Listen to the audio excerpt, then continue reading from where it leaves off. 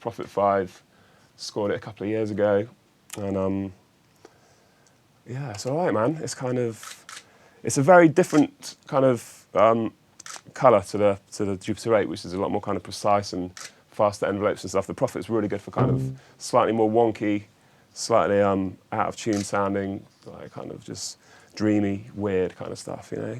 I mean, you can do like kind of leads and basses and stuff, but it's generally better for just kind of slightly soft focus. Really cool little stabs down here.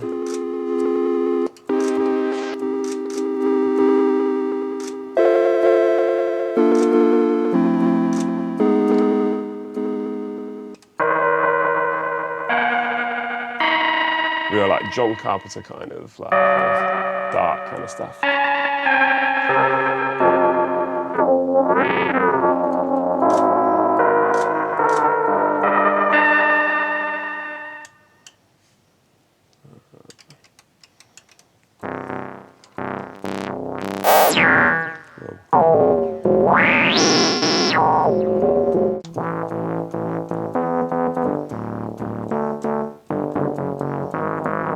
Real naughty little resonant filter as well.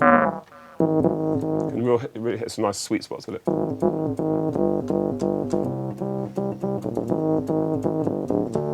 It's nice.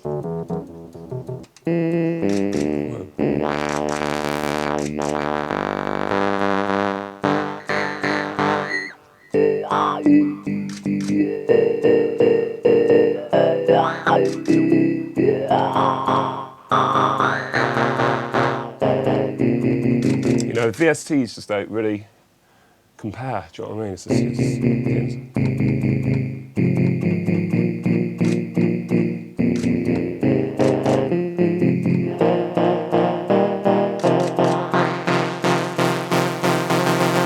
love it. Down here we've got the Jupiter 8, so let's see if it's making any noise today.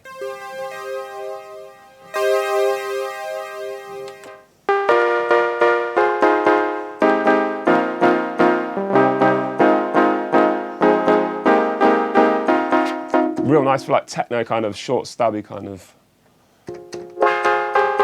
things. Very sharp envelopes.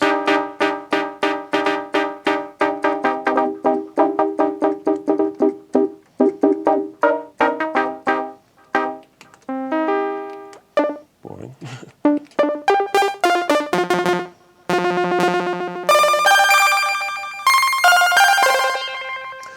Yeah, so scored this a few years ago off this guy who instantly regretted selling it to me. So sorry about that, my man, but you know what I mean? It's got to be done.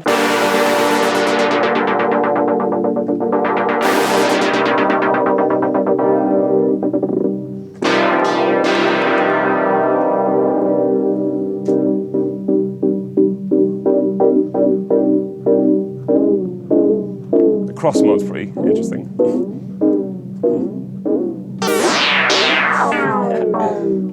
Nuttiness.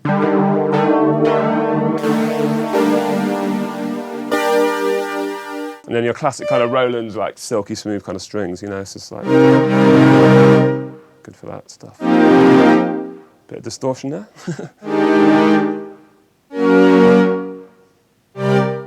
So yeah, Roland's SH5, sexy looking beast, this one, I like it. Very good for like leads and basses and all that kind of stuff.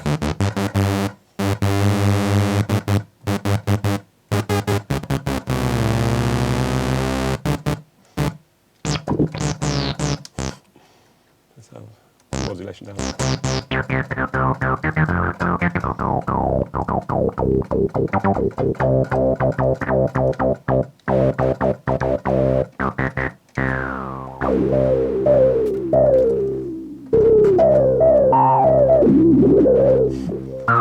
Evil. Okay, so it's probably one of the more interesting of the SH series. I mean, the 101's the kind of the famous one that a lot of people have, and I've used it many times over the years. But this is slightly more unique, I think, and a little bit more unpredictable as well. So yeah, there's that. Okay, down here we've got the Kitten, which is a smaller version of the Cat, which I think the Chemical Brothers were really heavy on. So Yeah, it's good stuff, man. Yeah, again, just nasty bassline kind of stuff, really.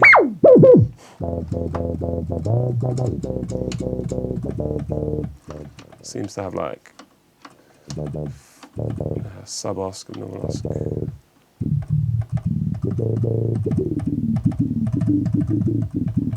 It's nice just like chucking this into the desk and just kind of boosting the low ends and stuff and just getting some real dark stuff happening. See?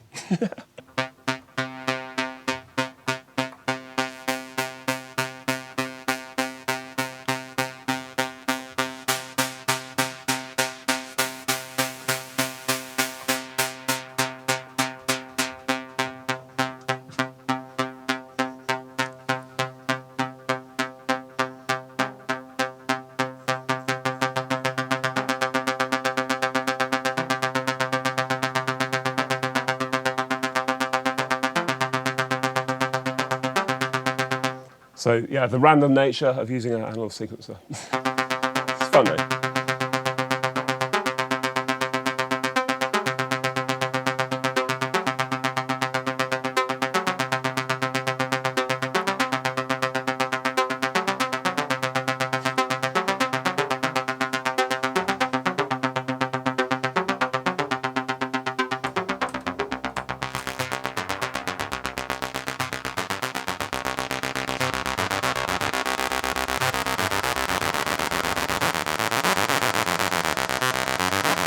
Right, using the reverb to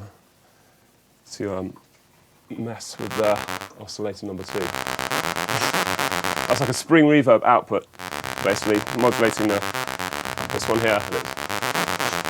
Interesting.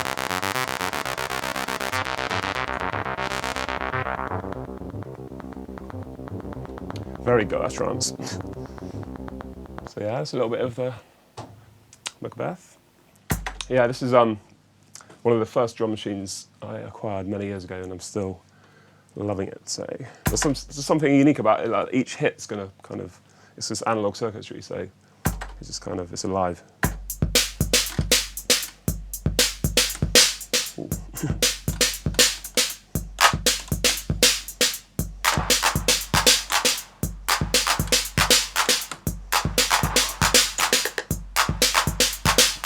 Plus it's starting to die a little bit, so it's just kind of you heard the little clap then open out on its own, and the toms are all over the place as well, which is quite nice. You just, whatever you put in is not what you may have intended. Like so.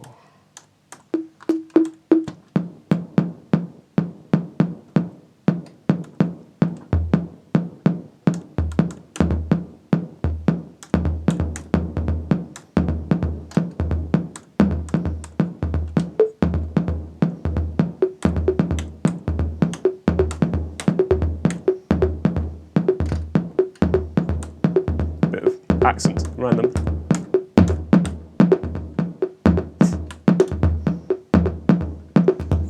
can just get really interesting rhythms going on just for like the 808 toms, you know what I mean? Just messing around.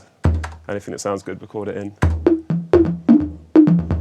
But the tuning's gone mental, but I like it.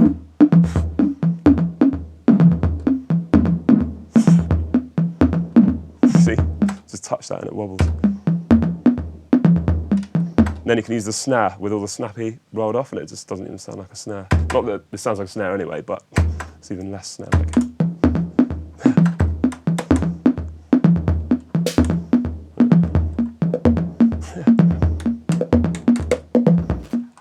There.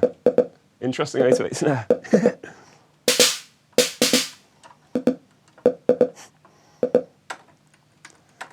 So yeah, gotta love a bit of that. Cymbals are very, very cool. So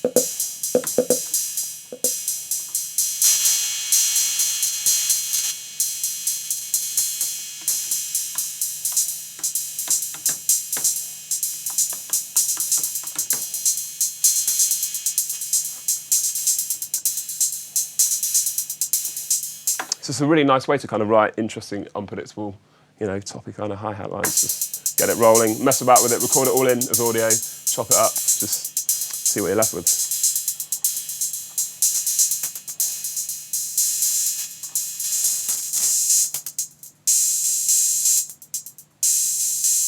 Okay, 909.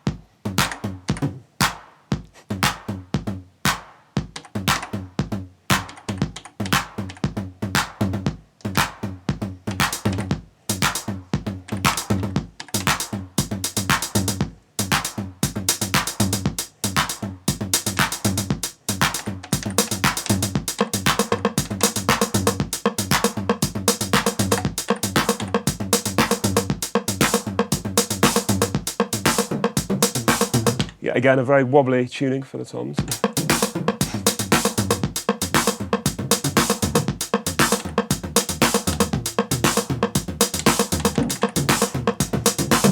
Bit of 909 madness, so yeah, there you go. Up here,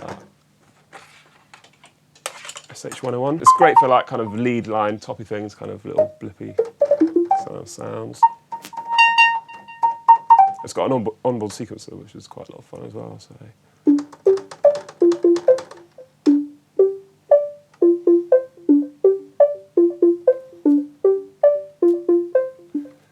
Nice way to get things started sometimes, just chuck in a little riff, just play about with it, get on the desk, do a bit of feedback delay.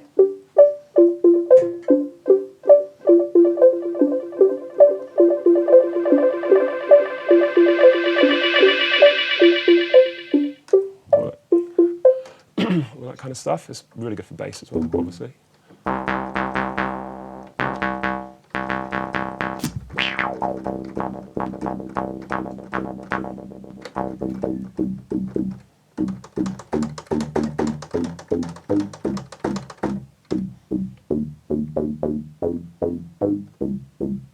So it's a real, just intuitive, quick little sequences for just back things in, you know. It's nice. Quite often I'll sort of start something like that and not even lock it to drums or anything, just have that looping round, record it all in, you know, a little bit of magic might happen, and that can be the basis for a tune. In fact, Cold Drink Hot Gold was from such a session. I was just like playing around, and then just one loop was like one sort of session was like, yes, entire track based around like 1 second.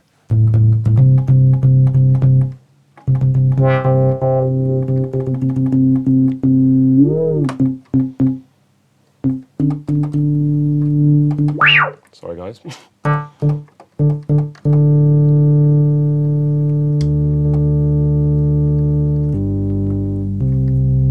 quite a warm kind of round kind of thing.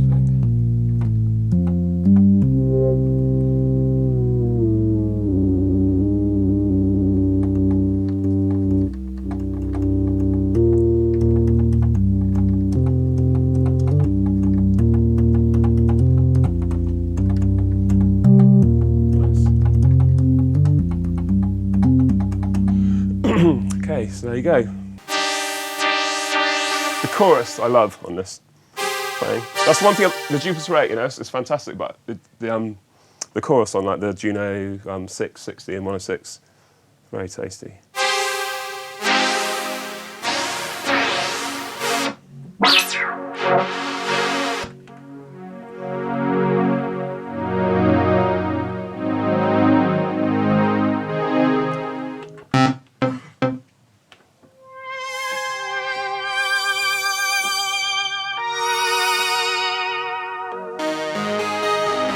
I mean, the sounds you've heard 100 times before is, you know, one of the most, you know, recognisable synths, I think, for a lot of producers in the 90s. You know, they sold a lot, didn't they? Do you know what I mean? There's a lot of them out there, but still a tasty piece of kit. Cheap as chips. So, you could probably get them for about 50 quid now. I like it. Very usable vibraphone here.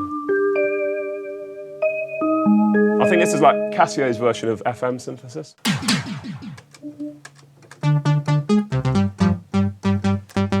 It's got its own little chorus built in as well, which is quite interesting.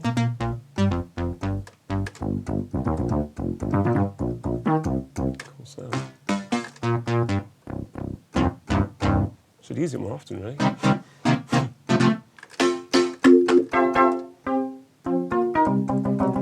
So yeah, down to the DX7. Yeah, there's some kind of sustain issue going on here.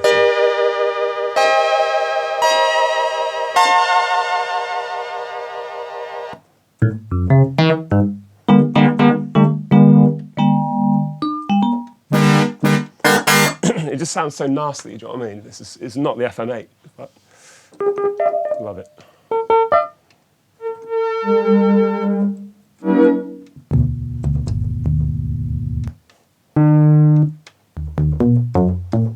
That FM bass.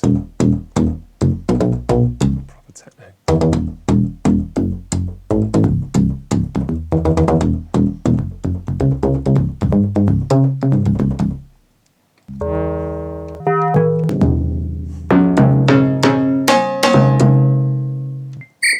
So yeah, let's end on that whistle. And this poor thing down here is something really odd's going on. It seems to be bleeding from the keys below. I think there's something odd is going on, and they've all become really sticky. So let's see if it actually makes any sound.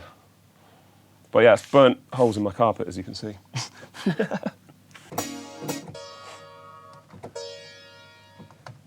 A lot of the sounds definitely got used and abused. But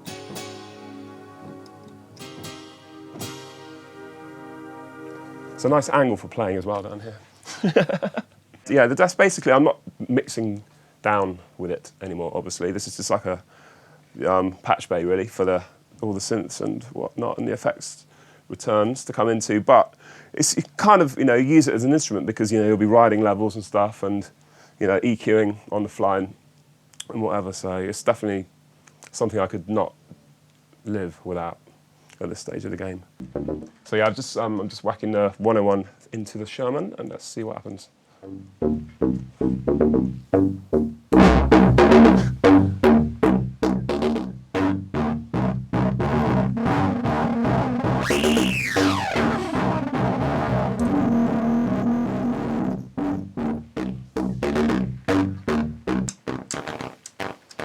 Very pretty.